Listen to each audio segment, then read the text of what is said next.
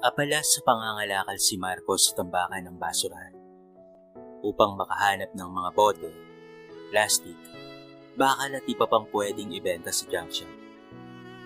Habang ginagawa niya iyon, ay biglang may barkadahan na uminto sa tapat niya.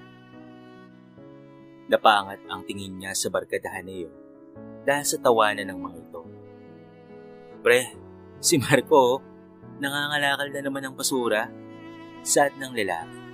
At tumawa naman ang mga barkada nito. Ay Marco, may mga basura pa kami doon. Baka gusto mong kalkalin din. Lumapit ang mga ito kay Marco at sabay tapon ng plastic bottle na hawak pa ng isang lalaki. O sa'yo na yan, tal basurero ka naman eh.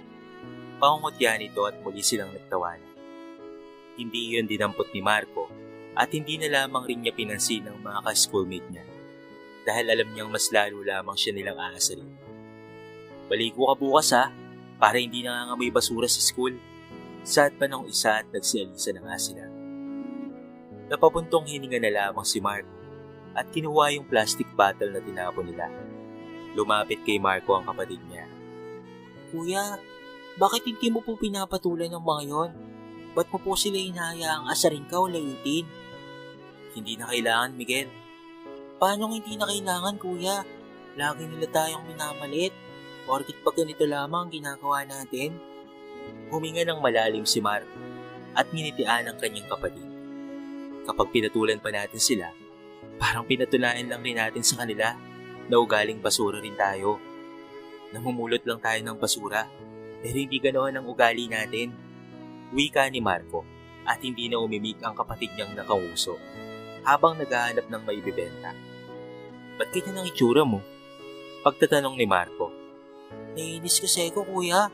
Ano bang mali sa ginagawa natin? Hindi naman tayo nagnanakaw. Pero kung insultuhin nila tayo o malitin, parang ang laki ng kasalanan natin. Hindi naman natin sila inaargabyado. Miguel, wala tayong magagawa kung ganoon ang pag-iisip ng ibang tao. Hayaan na lang natin sila. Basta't hanggat wala tayong inaabakang ibang tao o wala tayong inaabalang ibang tao dahil sa ginagawa natin ito, huwag mo na lamang pakinggan ang naririnig mo. Magpatuloy lang, gano'n na lang ang gawin natin. Pangaral ni Marco sa kapatid. Pero hanggang kailan natin nahayaan yun, kuya? Hanggang sa mapatunayan mo lang ang sarili mo sa ibang tao. Hindi porket nangangalakal tayo sa basurahan ngayon, ganito pa rin ang magiging buhay natin sa hinaharap. Laging may bukas, Miguel. Bukas na magpapabago sa buhay mo. Bakit kasi pinanganak pa tayong mahirap eh? Kung hindi sana tayo mahirap, di ganito ang buhay natin. Wala tayo rito sa tambakan ng basurahan. Reklamo ng kapatid niya. Ng bagay ay may dahilan, Miguel. Saka, hindi mali ang pagiging mahirap, no? Napapuntong hininga na lamang si Marco habang pinapanood ang kapatid niya. Sa buong buhay nila, lagi siyang nakakarinig ng panlalait sa ibang tao. Kahit gusto niyang patulan ng mga ito, ay mas pinili na lamang niya ang magpasensya. Mas pinipili niyang unawain ng mga taong nasa paligid niya. Para sa kanya kasi, wala ring mangyayari kung papatulan niya pa ang pangalipusta sa kanila. Ipinagpatuloy na ulit ni Marco ang paghahanap ng maaaring maibenta nila. Hindi nila inihindang magkapatid ang baho at init sa gitna ng tambakan ng basura. Nung makaipon na sila ng maraming kalakal, napagpasya na nila ni Marco ang tumigil at ibenta na ang kalakal na naipon nila. Kuya, bibili pa tayo ng pagkain pagkatapos natin itong ibenta? Oo, saka baka wala pa sila inay, kaya bibili tayo ng pagkain sa bahay. Tamang-tama, nagugutom na rin ako, kuya. Wala tayong kain kaninang umaga eh. Ngumiti si Marco sa kapatid niya at naglakad na silang magkapatid papunta sa junk shop. Ito na ang kinita nyo ngayong araw, Marco. Mukhang marami-rami ata ang naibenta nyo ngayon ah. Sambit ng pinagbebentahan nila Marco ng mga nakuha nilang kalakal. Salamat po, Mang Julio. May mga bagong tapon kasing basura sa dump site, kaya't nakarami rin po kami. Sana araw-araw ay may nagtatapon para mas marami ang kita nyong magkapatid. Oo nga po eh. Pambili pa naman po ito ng pagkain namin sa bahay. Sagot ni Marco. Tinapik-tapik ni Mang Julio ang balikat ni Marco. Huwag kang mag-alala, Marco.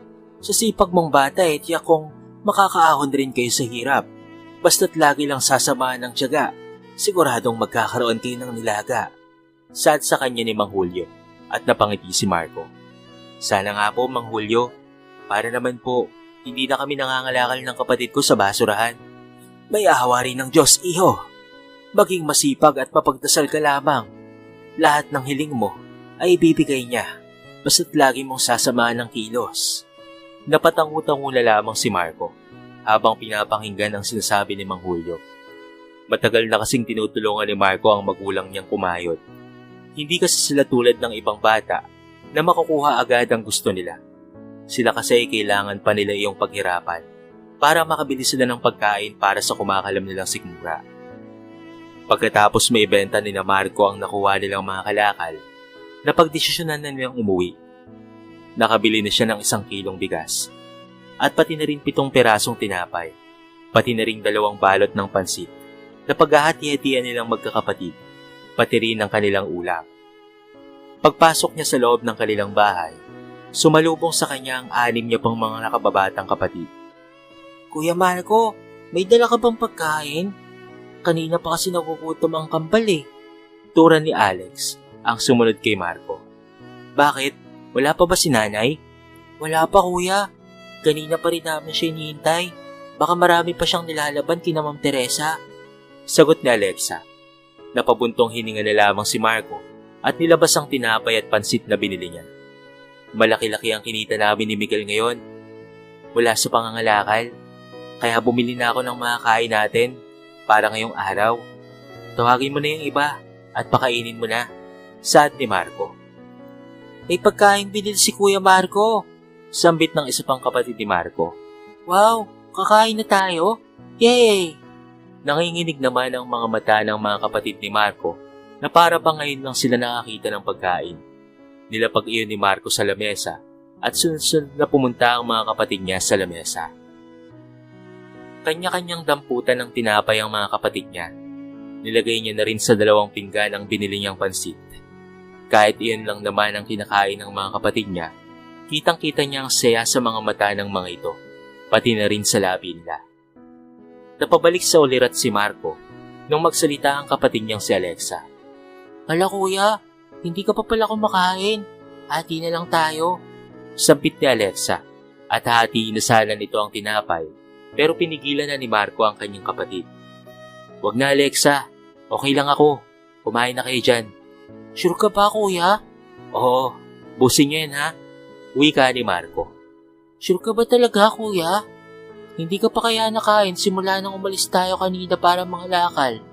Sabat naman ni Miguel at ngumisi si Marco. Ayos lang ako. Kumain lang kayo dyan at wag na kayo mag-alala sa akin ha. Tinignan na lamang ni Marco ang mga kapatid niyang kumain. Hindi na siya nakihati pa sa mga ito sapagkat alam naman niyang kulang rin naman ang binili niyang pagkain sa kanyang mga nakababatang kapatid. Nga pala kuya, dumating ang kaklase mo. Sad ni Alexa habang kumakain. Sinong kaklase? Jarin daw ang pangalan niya Gawin mo daw yung schoolworks niya at sa school ka na lamang daw niya babayaran. Nasigaan mo po yung gamit niya. Sige ako nang bahala. Sambit ni Marco at naglakad na papunta sa kwarto kung saan sila natutulog ni Miguel. Bukod kasi sa pangangalakal, naghahanap rin ng part-time job si Marco. Isa na doon ang pagsagot niya sa mga schoolworks ng mga nagpapagawa sa kanya. Tapos tumutulong rin siya sa mga faculty teacher at pinabayaran siya ng mga ito. Nakakapagod man ang ginagawa niya, pero kailangan kasi niya ng pera pang dagdag sa ipon niya para sa college. Mahirap man sila, pero mataas ang pangarap ni Marco. Kaya lahat ay ginagawa niya upang makaahon sa hirap. Kinuha niya ang kanyang alkansya at hinulog doon ang tinabi niyang pera. Nagawa mo na ba ang schoolworks ko? Oo. Agad na kinuha ni Marco ang notebook, pati na rin ang yellow pad, kung saan nakasulat ang ginawa niyang activities at assignment ng kaklase niya. Nariyan na lahat at tapos na yan. Buti naman kung ganon, ngayon ang pasa nito Sad ng kaklase niya at kumuha ito ng 150 sa pitaka at iniabot kay Marco. Salamat Sabihin mo lang ako kung may papagawa ka ulit ha. Pagpapasalamat ni Marco at ngumiti ito sa harap niya. Oh sige. Napangiti si Marco habang nilalagay niya sa kanyang alkansya ang perang kinita niya sa paggawa ng schoolworks. Subalit muntika na siyang mapasubsob sa lamesa ng kanyang upuan nung tadyakan ng likuran ng upuan niya. Ano ba yan? Ang baho tapos nasa tapat ka pa ng electric pan. Doon ka nga sa likod. Sambit ng maarting babae na si Menchie. Kakagaling mo lang ba sa pangangalakal ng basura? Hindi ka pa siguro naliligo, no? Kaya laging nangangamoy itong classroom natin eh. Dahil sa'yo. May panlalait na dagdag nito. Nagtawa na naman ang mga kaklase niyang nakarinig sa sinabi ni Menchie. Kung kanina, hindi siya pinapansin ng mga ito, ngayon naman ay nasa sentro naman na siya ng tuksuhan. Hoy Marco, maligo ka muna bago pumasok. Dinadala mo pa dito sa school ang amoy kanal eh. Kantyaw ng mga ito at nagtawanan ulit. Tayo na dyan. Doon ka sa likod. Tulad may basurahan naman doon. I think bagay ka doon. Sambit muli ni Menchie. Napayuko si Marco at isa-isa niyang inilagay ang mga gamit niya sa bag at tumayo na sa upuan. Malabo kasi ang mata niya, kaya gusto niyang umupo malapit sa whiteboard. Subalit alam naman niyang walang nais na tumabi sa kanya. Yan, tatayo rin pala eh. Doon ka na lang kasi sa pwesto mo. Huwag ka na dito sa unahan. Naamoy namin ang mga dinadampot mo na basura. Naglakad na lamang si Marco papunta sa likuran kung saan nakalagay ang trash can nila. Kita niya ang mga mapang-asar na tingin at tawanan ng kanyang mga kaklase. Pero hindi na lamang niya yun pinapansin dahil ang mahalaga sa kanya ay ang makapag-aral at hindi gulo. Sa private school kasi siya pumasok ng senior high at scholar siya doon, kaya karamihan sa mga kaklase niya ay talaga namang anak ng mga may kaya sa buhay. Pagkarinig ni Marco ng bell dahil lunch break na, ay agad niyang inayos ang gamit niya upang pumunta na sa faculty. Naglilinis kasi siya ng faculty at binibili ng mga pagkain ng mga teacher. Ma'am, ito na po yung pinapabili niyo. Sad ni Marco sa huling teacher na napag-abutan niya ng pagkain. Naku, salamat Marco ha. Kumain ka na ba? Opo ma'am. Pagsasanungaling ni Marco. Kahit ang totoo, ay hindi pa talaga siya kumakain dahil wala silang pangsaing kaninang umaga. Sanay na rin naman talaga siyang hindi kumakain tuwing lunch. Pero laging nariyan ang mga gurong nasa paligid niya upang ayaan siyang kumain. Naku Ma'am Marie, hindi pa kumakain ng batang yan. Nakita ko yun kanina dumiretso ka agad dito sa faculty. Sad ng isang teacher. Marco, eto nagbalot ako ng ekstrang pagkain para sa'yo. Kumain ka na muna bago magtrabaho. Paalala rin ng isa pang guro. Naku, salamat po sa pagkain. Pasasalamat ni Marco sa mga guro. Dahil na rin sa gutom, at kahit naiyaman siya, ay tinanggap niya na lamang rin ang pagkain ibinigay sa kanya ng mga guro. Marco, nasa likuran na yung mga naipon na pwede mong ibenta sa junk shop. Sad ni Ma'am Marie. Ay sige po ma'am, salamat po. Kukuhanin ko na lang po. Nga pala, meron palang mga karton dito sa loob. Hindi lang namin mailagay sa likuran dahil mabigat nakatali na rin yun. Ikaw na lamang ang magbuhat ha. Sambit muli ng guro. Napangiti si Marco at 3 beses na tumango. Opo ma'am, ako na po ang bahala. Buling sambit ni Marco at pumunta na nga siya sa likuran upang kunin ang mga naipong kalakal na pwede niya pang ibenta sa junk shop. Meron kasi siyang dalang pedicab kung saan niya inilalagay ang mga binibigay sa kanyang kalakal. Pagkabuhat ni Marco ng lahat ay muli na naman siyang pumalik sa kantin upang magpasalamat. Natapos mo na bang buhati ng lahat? Opo ma'am, salamat nga po pala sa pagpayag na ako na lamang po ang kumuha ng mga pwede pang maibenta dito sa junk shop. Ano ka ba iho? Wala yon. Lahat kaming mga teacher dito. Gusto kang tulungan. Kaya dapat pagsikapan mo pa ng mabuti ang pag-aaral mo ha. Para umangat ka sa buhay. Sad ng guro na nagpangiti kay Marco. Hayaan niyo po, mas lalo ko pa pong pagbubutihan. Determinadong sad ni Marco. Mabuti naman. Nga pala, may pupuntahan ka pa ba? O pauwi ka na ngayon? Sa cafeteria po ma'am. Binibigay na rin po kasi sa akin ni na Ate Sanya yung mga kalakal na pwedeng ibenta po sa junk shop. Marami na daw po kasi kaya kukunin ko na po. Ganun ba? O siya, mag-ingat ka ha. Mukhang marami ka pa namang dala. Kasya ba yun sa pedicab mo? May dala naman po akong tali, pang suporta po sa mga sako. Nagpaalam na nga si Marco kay Ma'am Marie at pumunta na ito sa cafeteria upang kunin doon ang mga kalakal na ibinibigay sa kanya ng staff ng cafeteria. Aling Bebang, kukunin ko na po yung ibinibigay niyong plastic, saad ni Marco nung pumunta siya sa cafeteria. Ay tamang-tama, at nandito ka na. Marami na ring naipon kami dito. Pumunta ka sa likod ng kusina at naroon ang lahat. Nasa sako na ang mga plastic bottle pati lang mga lata. Sambit ni Aling Bebang. Kinuha na nga yun ni Marco at nagpaalam na rin siya rito. Habang papalabas siya ng gate ng school, kita niya ang mga tinginan ng mga schoolmate niya sa mga kalakal na nakasampa sa pedicab na pinapadyak mo. Dahil marami ring estudyanteng naglalakad, kahit napapabagal ang pagpapadyak niya at naririnig niya ang mga bulong-bulungan sa paligid. Gosh, hindi na nahiya.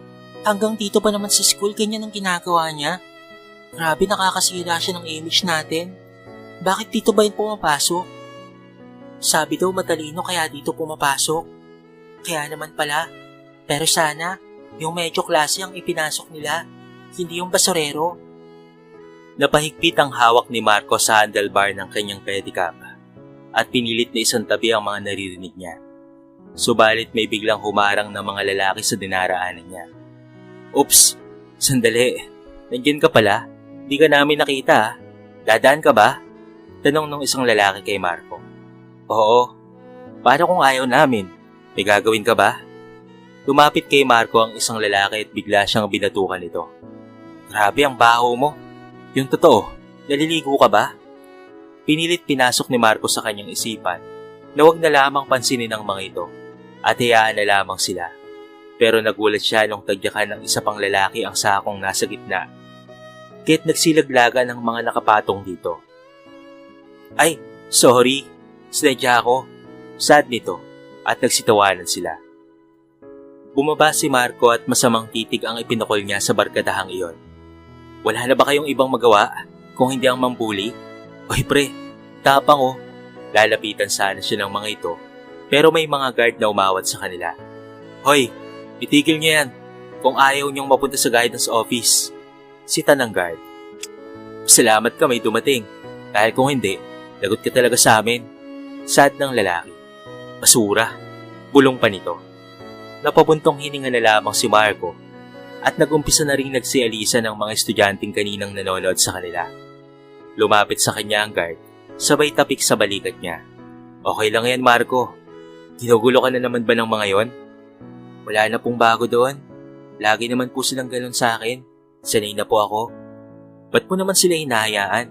Ay teka, tutulungan kita dyan sa mga binubuhat mo. Presenta ng guard nung iakit niya ulit sa pedicab yung mga kalakal. Hindi ko po sila hinahayaan. Ipinapasa Diyos ko na lamang po at bahala na po ang Diyos sa kanila. Saka ayoko rin po ng gulo. Pero huwag mong sanayin na ginaganon ka ng mga yon dahil lang sa trabahong ginagawa mo. Dapat nga hangaan ka nila dahil napakasipag mong bata. Napangiti na lamang si Marco sa sinabi ng guard. Pagkalagay ulit ng mga sako sa pedicab ni Marco, mas inayos at mas pinatibay niya pa ang pagtali dito upang hindi na ulit mahulog. Bago siya dumiretso sa kanila, pumunta muna siya ng junk shop upang ibenta yon. Sinalubong naman siya ni Mang Julio na may ngiti sa mga labi. Oh Marco, ang dami niyang dala mo ah. Saan galing sa school? Huminto sa pagpapadyak si Marco at pinarada niya ang kanyang pedicab sa tabi. Opo Mang Julio, marami-rami rin po itong nakuha ko sa school na pinapasukan ko po. Tinulungan si Marco ni Mang Julio na ibaba ang mga sakong may laman na kalakal. Hindi mawala ang ngiti sa labi ni Marco nung makita na malaki ang kinita niya ngayong araw. Umuwi si Marco na may dalang pang-ulam at bigas. Bumili na rin siya ng pasalubong para sa kanyang mga kapatid. Inay, nakauwi na po pala kayo. May binili po akong bigas at ulam para po kumain na po tayo ngayong gabi. Aba, saan galing yan anak? Huwag mong sabihin sa akin, mas inuna mo pang maghanap ng kalakal kaysa mag-aral. Nag-cutting classes ka ba? Hindi po, Nay. Binenta ko po yung mga binigay sa akin sa school na mga kalakal. Marami po kasing naipon kaya't malaki po ang nabenta ko. Sagot ni Marco. Binaba ni Marco ang mga dala niya sa lamesa at kumuha ng pera sa bulsa niya. Ito po, Nay. Sobra po ito sa kinita ko. Pag-aabot ni Marco. Pero agad iyong tinanggihan ng nanay niya. Huwag na anak, ilagay mo na lamang yun sa alkansya mo para mas malaki ang maipon mo. Kahit sure ka na scholar ka ulit sa college, dapat may tabi kang pera. Tama ang inay mo, Marco. Graduating ka na at college ka na next school year. Kaya yung mga kinikita mo, dapat ay tinatabi mo na. At huwag mong ilahan lahat dito sa bahay. Kinakaya naman namin ng inay mo ang lahat para dito sa bahay nito. Singit ng ama ni Marco. Ngumiti si Marco at pilit na binigyan ng pera ang nanay niya. Inay, itay, may pera na po akong panglagay po sa alkansya. At ang pera pong ito ay para sa inyo talaga. At may panglaan pa rin po tayo para sa panggastos dito sa bahay. Sigurado ka ba anak? May pera ka pa ba dyan? Opo inay, huwag na po kayong mag-alala. Kinuha na nga ng nanay ni Marco ang perang iniabot niya. Kung ganun, kukunin ko na to ha. Pasensya ka na talaga anak, kung pati ikaw ay nauubli kang magbigay dito sa bahay. Saad ng nanay niya at nagsalita rin ang kanyang ama. Hayaan mo anak, kapag nakaluwag-luwag tayo, babawi kami ng inay mo. Tumango na lamang si Marco sa kanyang magulang. Siya kasi ang panganay at naiintindihan niya ang kalagayan nila. At para sa kanya, wala siyang ibang gugustuhin kung hindi ang tulungan ng kanyang mga magulang. Niluto na ng nanay niya ang dala niyang bigas. Pati na rin ang isang isdang binili niya sa palengke. Masaya nila iyong pinagsaluang mag-anak. Pagkatapos nilang kumain, pumunta si Marco sa likod ng bahay upang ayusin ang mga ibebenta niya sa junk shop. Habang nag-aayos siya, ay biglang sumulpot ang kanyang ama. Marco, marami pa ba yung gagawin mo? Tanong ng kanyang ama. Iyuyupi niya kasi isa-isa ang mga latang nakuha niya sa basurahan. Tumigil sa pagyupi si Marco at tumarap sa kanyang ama. Opo, itay, pero patapos na rin naman na po ako dito sa ginagawa ko. Inabot ng ama niya ang kapeng tinimpla nito para sa kanya. Umupo ang kanyang ama sa upuan na gawa sa kahoy. Wala ka ng pahinga. Pagkatapos mong mga lakal, mag-aaral ka naman o papasukin mo yung mga sideline job na ginagawa mo. Pero Marco, baka sa kakahanap mo ng pera magkasakit ka na niyan. Paalala ng kanyang ama. Umupo rin siya sa kahoy at tumigop ng kape. Itay, nagpapahinga naman po ako. Sa kaya ko naman po ang sarili ko. Malakas po ang pangangatawan ko.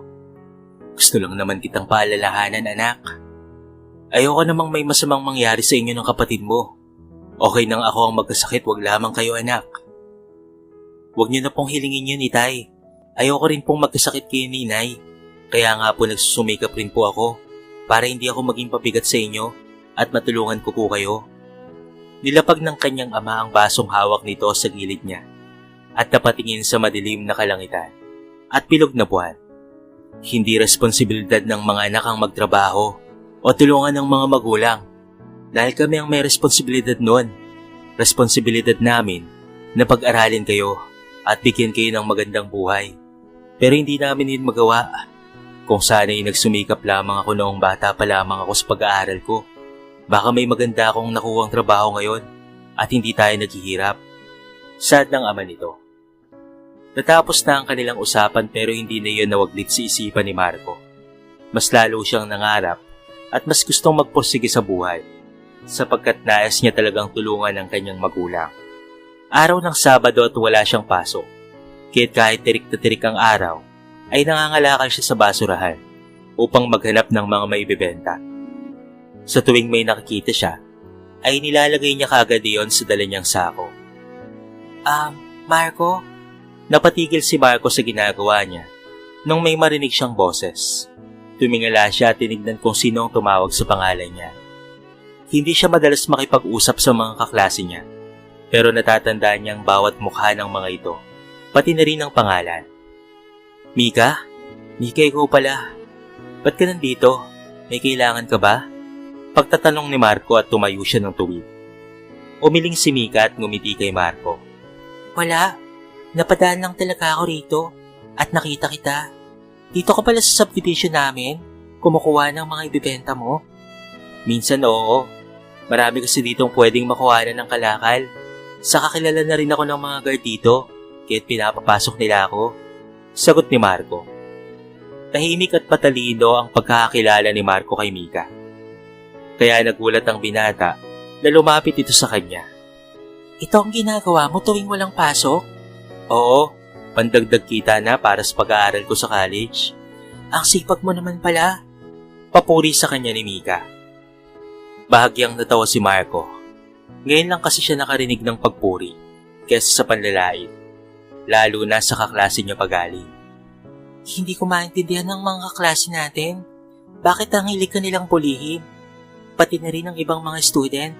Ba't mo sila hinahayaan? Pagtatanong muli ni Mika. Ngumiti si Marco at kinuha niya ang plastic bottle sa basurahan at nilagay iyon sa sako niya. Wala naman akong magagawa sa tingin nila. May kanya-kanya tayong opinyon sa buhay. At kung iyon ang opinyon nila sa akin, wala naman akong magagawa roon. Saka isa pa, ayoko rin ng gulo. Scholar lang ako sa pinapasukan nating school. At kung magkakaroon ako ng bad record, baka mahirapan akong makakuha ng scholarship sa college. Kaya pala sa pag-aaral mo handa kang magtiis. Siguro ganun na nga. Magtitiis ako kahit late-latein pa ako ng lahat. Pero gagawin ko ang lahat para umangat kami sa buhay. Sad ni Marco at napapangiti sa kanya si Mika. Naniniwala ako na magagawa mo yon. Ang bait mo kayang tao. Bukod sa mabait at masipag, matalino pa. Kaya para sa akin dapat hinahangaan ka nila dahil sa pagiging madiskarte mong tao. Pagpuri ni Mika at natawa naman si Marco. Malabo yan. Alam mo namang tawag sa akin sa school, hindi ba? Lahat sila nilalait ako. Sad ni Marco habang nakangiti. Dahil sa tagpong iyon, lagi na silang magkausap ni Mika. Tumatabi na rin sa kanya si Mika at ito lang ang pumapansin sa kanya. Marco, pumunta ka nga pala bukas sa bahay ha. Marami nang nakatambak na lata at plastic doon eh. May mga karton din saka may sira kaming gamit na pwede mong ibenta sa junk shop. Sad ni Mika habang nagsusulat siya. Sige, anong oras ba? Chat kita bukas kapag wala na akong gagawin. Sad ni Mika pero may biglang sumingit sa pag-uusap nila. Wow, Mika, naging chip ka na ba? Kaya pati ang lalaking yan, papatulan mo na? Bumaba ata ang standard mo. Sad ng kaklase nila at nagtawanan naman ang mga ito. Baka kinayuman ng Marco na yan si Mika. Wala namang papatol dyan eh. Matalim na tinitigan ni Mika ang mga kaklaseng ng lalait kay Marco, habang si Marco ay nakayuko lamang. Dahil sa inis, tumayo si Mika at nagsalita.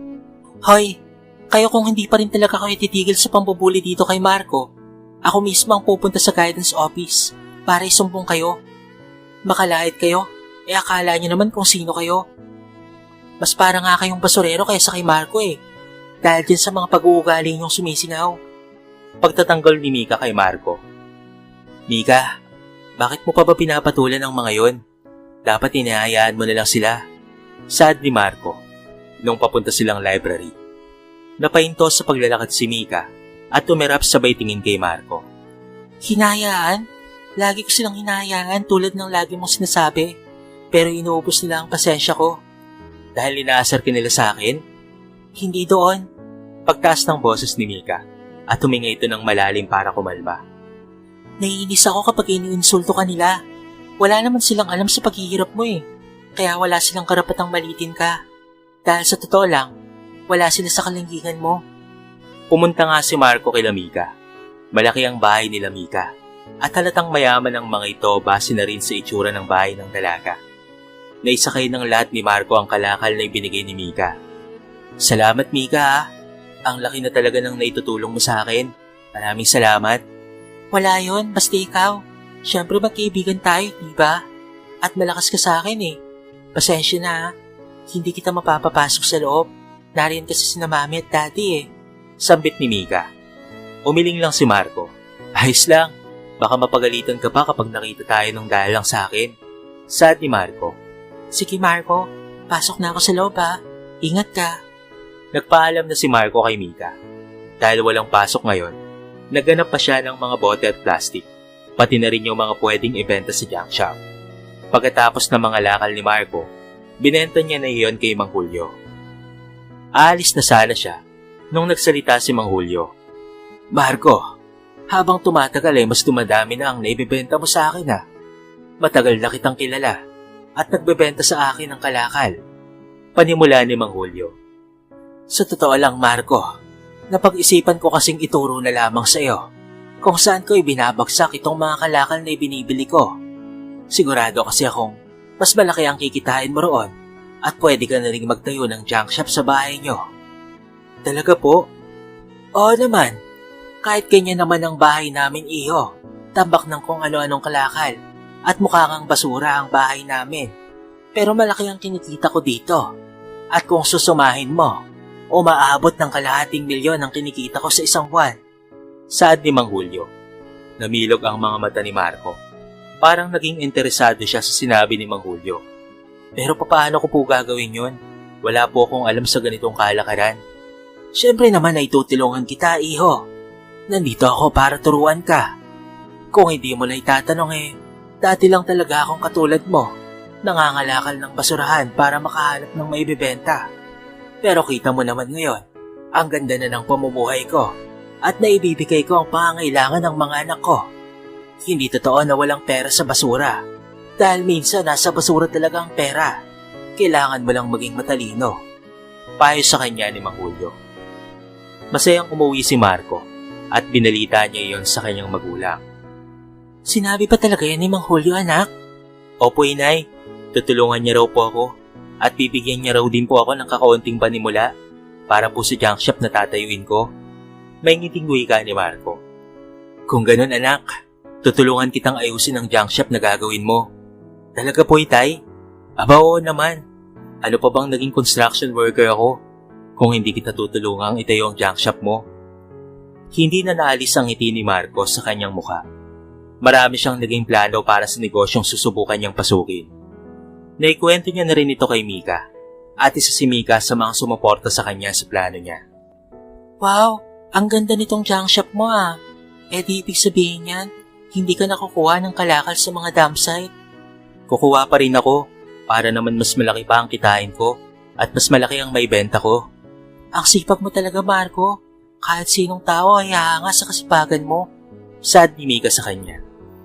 Matagal na rin niyang naging kaibigan si Mika. At sa totoo niyan, hindi niya akalain na may taong makikipagkaibigan sa kanya, lalo na't mayaman pa at may ibubuga sa buhay.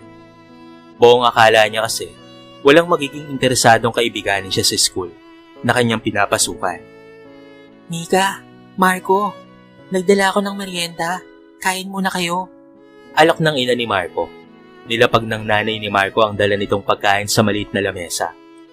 Wow, mukhang masarap po itong luto niyong turon, Tita Mildred. Sad ni Mika. Nako, iha, nakakayangang ito lamang ang kaya namin ihain sa iyong merienda Pagpasensyahan mo na Tita, favorite ko po itong turon na niluto niyo, kaya dapat nga po akong magpasalamat sa inyo ganun ba? Salamat naman at nagustuhan mo. Lagi pa naman akong nagtatanong kay Marco kung ano ang kakainin mo sa tuwing dumarating ka. Palagi na kasing bumibisita si Mika kina Marco at hindi may pagkakaila ni Marco na naiiya siya kay Mika dahil sa ganda at laki ng bahay ng mga ito. Ang kanila naman ay pinagtagpitang pingyero at plywood lamang. Naging malalim rin ang pagkakaibigan nila. At noong araw ng 18th birthday ni Mika, isa siya sa imbitado. Ito rin yung araw na gusto niyang umamin kay Mika. Pero nagbago ang lahat nung pribado siyang kinausap ng ina ni Mika. Ikaw si Marco, tama? Opo, ma'am. Ramdam ni Marco ang kaba sa kanyang dibdib habang kaharap ang ina ni Mika. Nakaupo ang ina ni Mika sa single couch habang siya'y nakatayo lamang at nakaharap sa ina ni Mika. Hindi kita gusto para sa anak ko, kaya gusto kong layuan mo na siya. Po? Ano pong... Look at yourself. Do you think matatanggap ka namin sa ganyang estado mo sa buhay? Hindi bagay ang basura sa isang mamahaling bagay. Pero ma'am, kaibigan ko po si Mika. Sad ni Marco. Sanay naman siyang late dating ng mga tao. Hindi na lang siya kumikibo kapag minamalit siya ng iba. Pero ngayong parang sobrang inapakan ng pagkatao niya.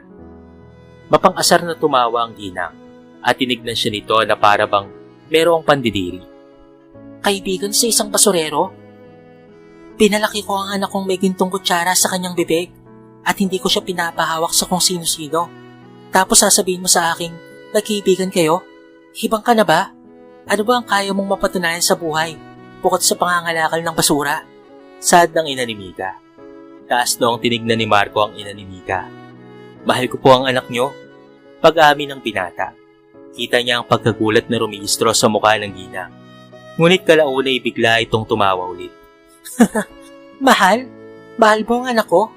Mapangot niyang wika ng ginang habang ito'y natatawa. Tumikim ang ginang at tinignan mula ulo hanggang paa si Marco. Magkaiba kayo ng mundo ng anak ko. Langit siya. Tapos ikaw hanggang diyan ka lang. Lupa ka lang. Kaya huwag ka nang mag-ilusyon na pwedeng maging kayo. Ma'am, alam ko pong wala po akong masasabi sa buhay. Pero nagsusumikap naman po ako para makaahon po kami sa buhay. Wala akong pakialam sa sinasabi mo. Ang gawin mo, layuan mo ang anak ko. Lalayo lang po ako kapag ang anak niyo na po mismo ang nagpalayo sa akin. Ngumiti ang ginang at tumayo siya sa kinatatayuan niya. Nasa sayo ang kapalaran ng anak ko. Kung ayaw mo siyang layuan, okay lang. Pero hindi na siya tutungtong ng college dahil sa'yo. Siguro naman, hindi kaya ng konsensya mo kung mangyari yon. Hindi na nakaimik pa si Marco. Nung matapos ang usapan nila ng ina ni Mika, iniwan na siya ng ginang. Hindi pumunta si Marco sa birthday ni Mika sapagkat alam niyang naroon ang magulang ng dalaga at hindi niya rin alam kung paanong haharapin si Mika.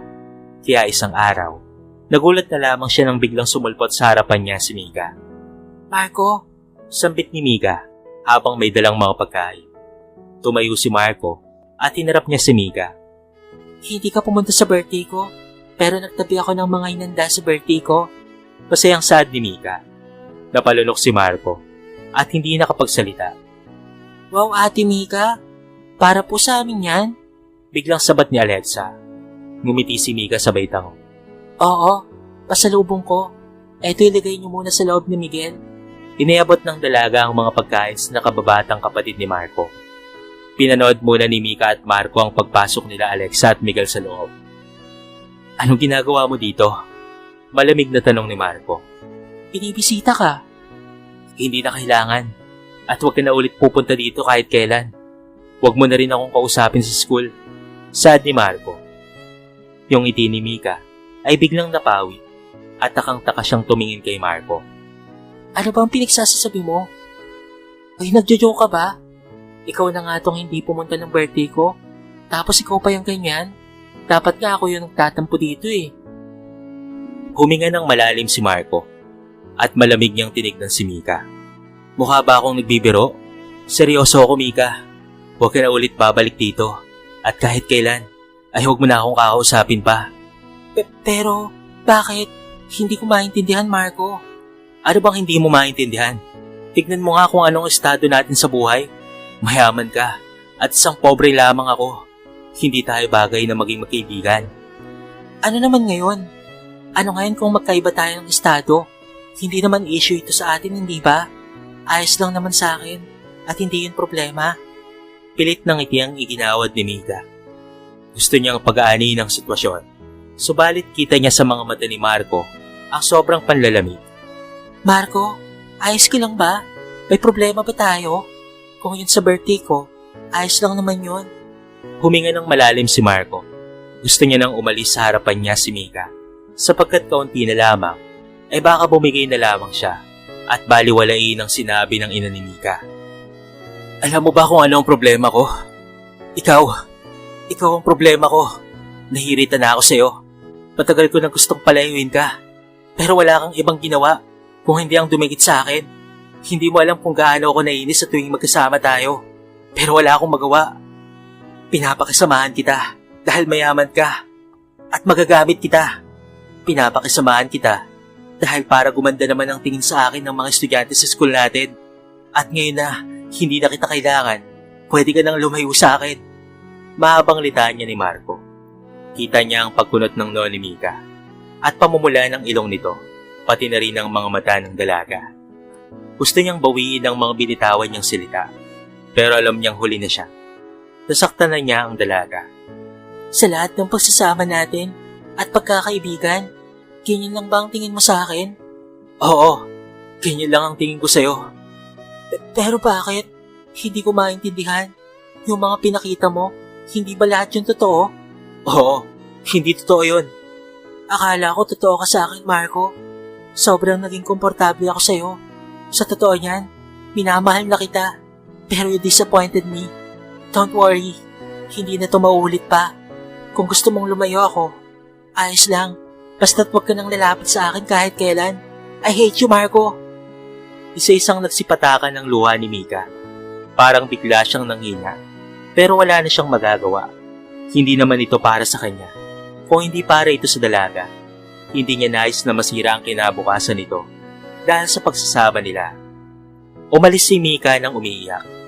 Gusto niyang habulin ito pero mas pinili na lamang niyang tumalikod at hindi na lamang sulyapan ng dalaga. Sigurado ka na ba sa naging desisyon mo, anak? Wala naman po akong magagawa, Nay. Tama lang po yun. Tamang makasakit ka ng damdamin ng ibang tao, lalo na yung naging mahalagang tao sa'yo. Inay, kung yun po ang nararapat ay gagawin ko. Wala po akong dapat pagsisihan. Para kay Mika po ang ginawa ko at hindi para sa akin. Ayoko pong maging makasarili at gusto ko pong maging maganda ang kinabukasan niya. Hindi na nagsalita pa ang ina ni Marco. Mas pinili na lamang ni Marco ang mapag-isa muna. Alam niyang sobrang nasaktan niya si Mika, lalo na nung umamin sa kanya ang dalaga. Pero pakiramdam niya, galit na sa kanya ito. Galit sa kanya ang babaeng minahal niya. Lumipas ka ang ilang araw, hindi na siya pinansin pa ng dalaga. Kahit pagtatangkol ay wala siyang narinig. Para na siyang naging hangin dito, hanggang sa graduate sila ng senior high. Wala na rin siyang naging balita sa dalaga, dahil lumipat na ang mga ito ng tirahan. Kaya't ipinagpatuloy na lamang ni Marco ang buhay niya, pati na rin ang maliit na negosyong itinayo niya. Ayos kuya, nakikilala na itong junk shop natin ah. Marami nang nagbebenta sa atin ng kalakal. Sad ng kapatid niyang si Miguel. Dati maliit lang itong shop natin pero ngayon lumaki na. Mas palalaguin ko pa ito, Miguel. Magtatayo tayo ng mas malaking junk shop dito sa lugar natin.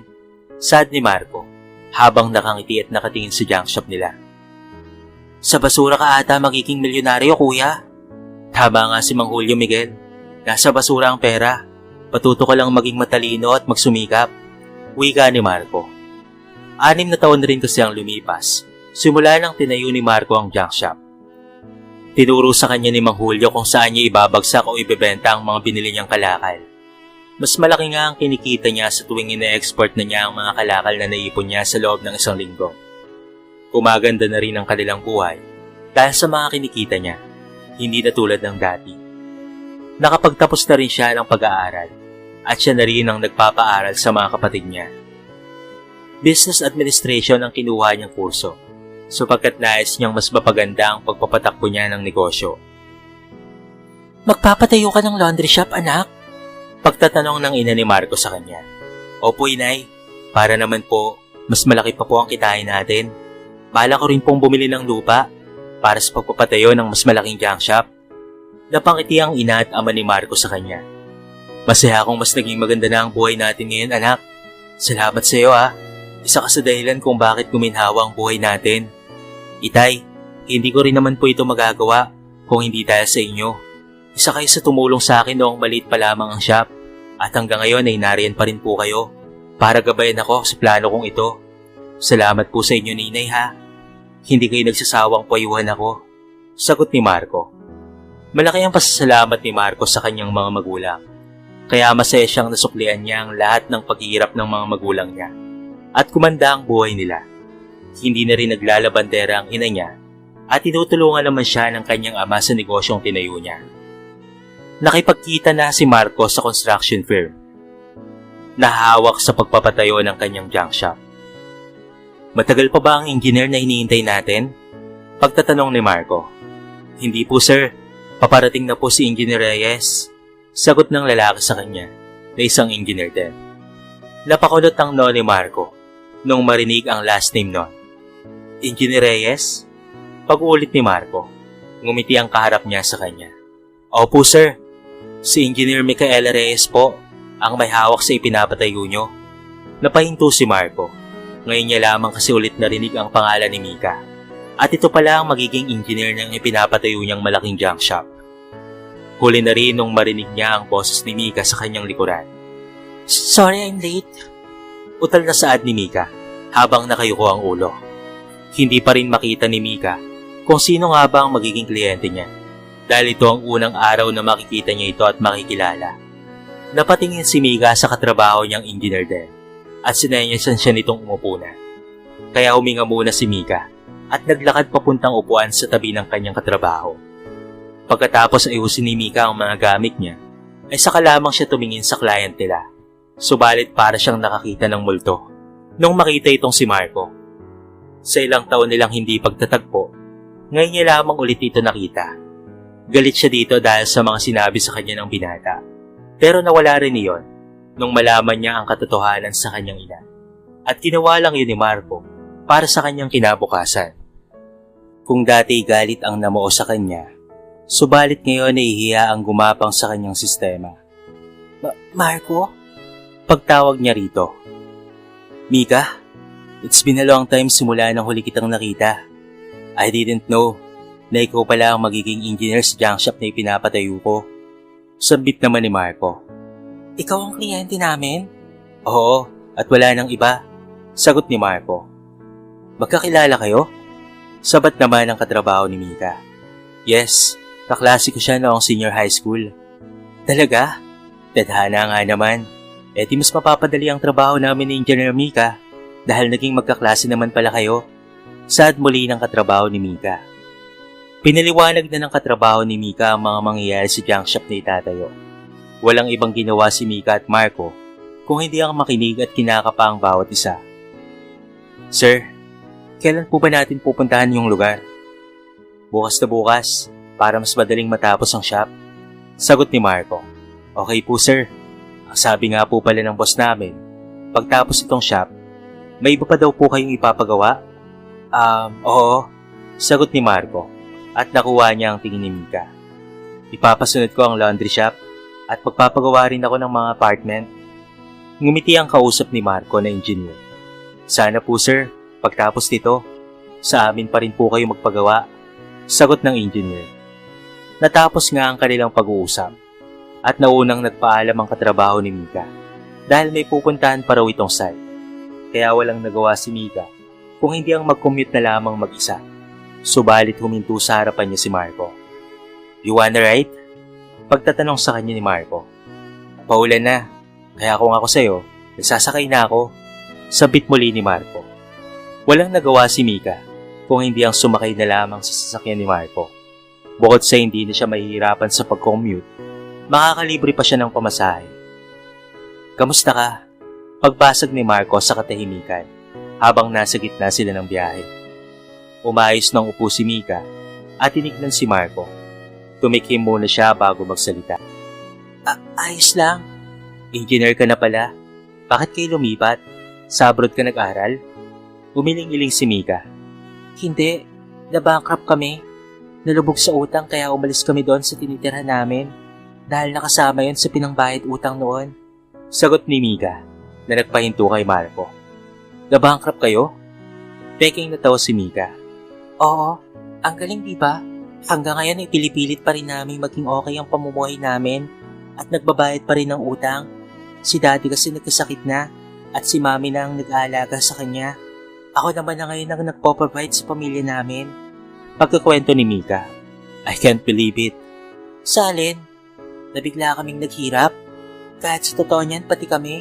Pero dumating na lang kami sa point na tinanggap na lang talaga namin. Pero bakit hindi ka nagpakita sa akin? Dahil wala akong mukhang maiharap sa'yo. Nalaman ko na ang buong katotohanan ngayon kung bakit mo ako pinapalayo dati. Sorry sa mga panlalait ni Mami ha. Ako na ang humingi ng sorry. Paghingi ng tawad sa kanya ni Mika.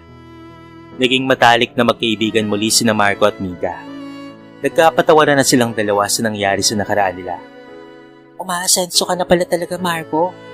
Dating maliit na junk shop lang pinapatayo mo, hindi ba? Pero ngayon sobrang laking junk shop na. Papuri ni Mika. Sipag at tiyaga lang talaga, Mika, ang kailangan para maging maayos ang buhay. Saad ni Marco. Ngumiti si Mika at tumingin sa kaibigan. Sasama ka ba sa reunion sa batch natin? Paano kaya kapag nakita ka nila ngayon? Ano kaya ang unang isipin nila? Sa tingin mo, anong maiisip nila ngayon?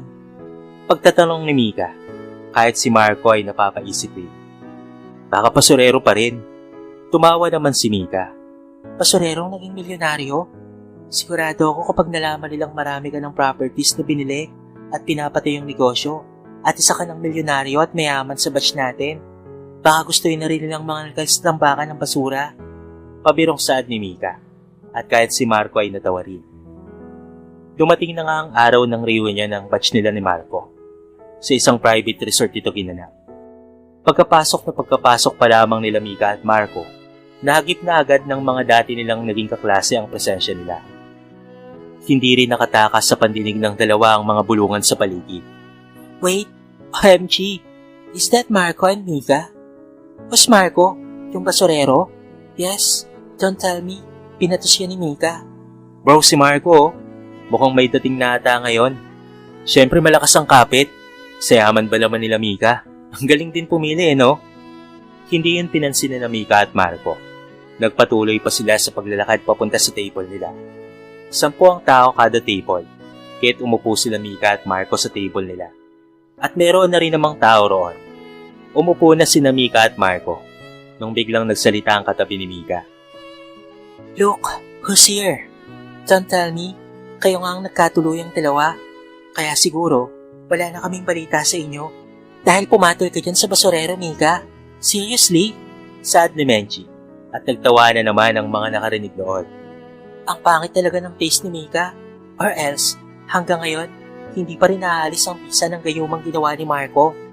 Napakuyom ang kamao ni Marco at pilit niyang pinipigilan ang inis niya sa mga naririnig. Pero tumayo si Mika at ngumisi ito sa mga taong nasa harapan nila. Matatanda na kayo, pero hanggang ngayon ay basura pa rin pala ang mga ugali nyo. Walang pagbabago Saad ni Mika. Tinawakan ni Marco ang kamay ni Mika at tinignan siya ng dalaga. What? Mainis na pagtatanong ni Mika. Hayaan mo na lang sila, saad ni Marco. Hayaan na naman. Wala naman akong magagawa kung yan talaga ang tingin nila sa akin. Don't worry Mika, it's okay, saad ni Marco. Napahirap na lamang si Mika at sinunod si Marco. Muli niyang matalim na tinignan ang mga taong nakatingin sa kanila. Pero pinakalma na siya ni Marco. Nag-umpisa na nga ang event ng reunion nila. Bago tayo dumako sa susunod na gagawin natin, magpasalamat naman tayo sa naging sponsor ng reunion na ito. Siya ang gumastos mula sa catering sa setup at sa mga prizes dito sa ating party. At higit sa lahat, ang private resort na ito ay sa kanya, saad ng host, na dati nilang naging teacher. Kanya-kanyang hula ang mga taong nakikinig sa host. Pwede ka bang pumunta rito sa harapan, Marco? Saad muli ng host, at kitang-kita ni Marco ang pagkabigla sa bawat tingin sa kanya ng mga kabatchmate niya. Halatang hindi sila makapaniwala, at habang naglalakad si Marco papunta sa stage, may narinig pa siyang usap-usapan. Siguro pamana yun ng parents ni Mika. Alam niyo naman, isa sa pamilya ni Mika ang pinakamayaman sa school natin, di ba? Oo nga, hindi ako naniniwalang magiging isang milyonaryo ang dating basurero. Imposible. Umakit na sa stage si Marco at ngumiti muna siya sa mga batchmate niyang nakaupo sa kanya-kanyang upuan. Lahat ng mga ito'y nakatingin sa kanya, pati na rin si Mika na may malapad ng ngiti. Kung dati ay takot na takot siyang humarap sa mga madla, sapagkat lalaitin lang siya ng mga ito. Subalit ngayon ay iba na. Taas noon niyang tinignan ng mga ito. Inayos niya ang kanyang tindig at iisa na lamang ang tumatakbo sa isipan niya habang nakatingin siya sa mga taong nanlalait sa kanya noon. Siguro naman lahat kayo kilala niyo ako. Kilala ako sa school natin bilang outcast, basurero at talunan. Hinahayaan ko lang lahat na laitin ako sapagkat wala naman akong magagawa roon. Pero sa totoo lang, masakit rin iyon. Pero pinipili kong magpasensya at magpatawad kahit wala namang humingi sa akin ng sorry. Dahil sa mga narinig nyo kanina, sigurado akong nagulat kayong lahat. Pero hindi sa pagyayabang Opo, umayos ang buhay ko. Umangat ako. At lahat ng nakikita nyo dito sa private resort na ito, para sa reunion natin, ako ang gumastos. Hindi para ipamukha sa inyo na yumaman ako. Gusto ko kasing ipakita sa inyo, sa lahat ng masasakit na salitang narinig ko sa inyo, gusto kong ipaalam sa inyong hindi ako nagtanim ng sama ng loob. Mahabang litanya ni Marco. Napatahimik ang lahat at ang karamihan ay hindi makatingin sa kanya na parang nahiya sila sa mga nagawa nilang mali sa binata. Ngumiti na lamang si Marco at hindi niya napansin ang unti-unting pagpatak ng luha niya at parang pinipiga ang puso niya. At isa pa, gusto kong magpasalamat sa inyong lahat sapagkat kung hindi dahil sa inyo, walang Marcong matatag, matapang at palaban sa buhay. Isa kayo sa dahilan kung bakit mas lalo kong piniling magsumikap at umangat sa buhay. Pero hindi porket ayos na ang buhay ko, mga alipusta na ako ng tao. Hindi porket ganito na ako, mga api na rin ako ng tao o mga apak. Hindi ko yun gagawin. Wala akong gagawin na ganun kahit kailan. Hindi ako mananakit ng ibang tao base sa kung ano ang estado nito sa buhay. Natapos ang party pero hanggang ngayon ay natatawa pa rin si Mika at paulit-ulit na pinapalakpakan si Marco. Grabe yung entrada mo kanina. Lahat sila natameme. Para katuloy naging pari kanina. Nananermon. Natatawang wika ni Mika at sabay lagok sa bear niya. Hanggang ngayon talaga wala ka pa rin pinagbago. Ikaw pa rin si Marco na nakilala ko noon. Si Marco na puno ng words of wisdom. Paano mo nagagawa yon? Kumunot ang no ni Marco at tinignan si Mika. Ang alin? Yung mga ganung salita. Kahit sinasaktan ka na o may ginagawa sa iyong mali, ginagawa mo pa rin yung positive. Masyado kang optimistic na tao. Isa yan sa dahilan kung bakit hinahangaan kita. Wala sa sariling saad ni Mika. Napatingin sa kanya si Marco at napatakip naman ng bibig si Mika. Wala namang masamang i-admire ka, hindi ba? Kabadong saad ni Mika at natawa na lamang si Marco. Wala akong ibang sinabi, Mika. I'm just looking at you. Pero yung mga tingin mo may ibang meaning eh. Bakit? Kailangan ba nating lagyan ng meaning? Paghahamon na tanong ni Marco. Napaiwas ng tingin si Mika. Ramdam niya ang pag-iinit ng kanyang magkabilang pisngi. Inayos niya ang upo sa hood ng sasakyan ni Marco at tinignan na lamang ang star. Tinatanong kita, Mika. Wala naman akong dapat na isagot. Sagot ni Mika at natawang bahagya si Marco. Tumikim si Marco at tumingin na rin sa mga bituin. Do you remember what you said before you left? Napaisip si Mika at kunot noong tumingin kay Marco. Ang alin? Yung umalis ka sa bahay at hindi ka na bumalik pa. You told me you're in love with me. Is that true? Peking tumawa si Mika bago siya tumingin kay Marco na naiilap. Ano ka ba? We were young at the time.